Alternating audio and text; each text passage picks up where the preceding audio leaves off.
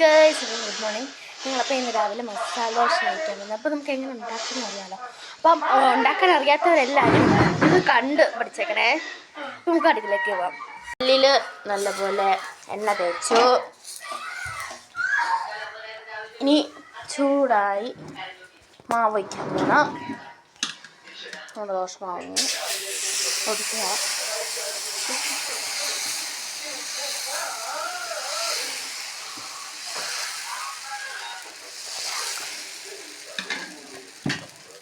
ഒരു വലിയ ഡിഷ് ഉണ്ടാക്കിയിട്ടുണ്ട്.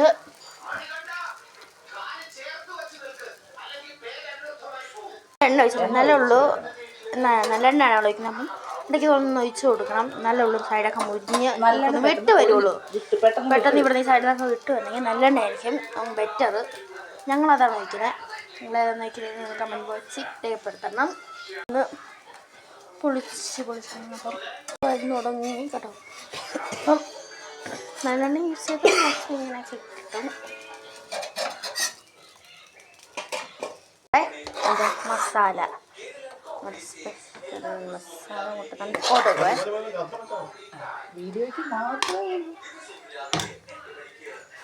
പിന്നെ നമുക്കത് നല്ലോണം അങ്ങോട്ട് മറിച്ച് വെക്കാം.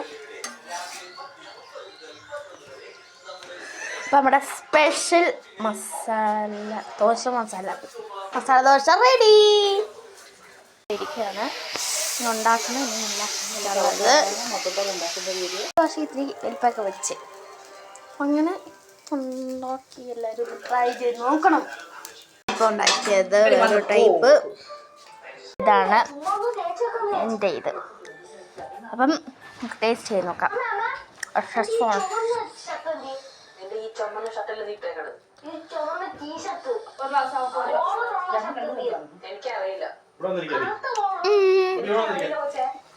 ട്രൈ ചെയ്ത് നോക്കിയിട്ട് ഇഷ്ടപ്പെട്ടാൽ ലൈക്ക് ചെയ്യണം, ഷെയർ ചെയ്യണം, സബ്സ്ക്രൈബ് ചെയ്യാൻ മറക്കല്ലോ. ഇഷ്ടപ്പെട്ടെങ്കിൽ കമൻറ്റ് ബോക്സിൽ രേഖപ്പെടുത്തണം.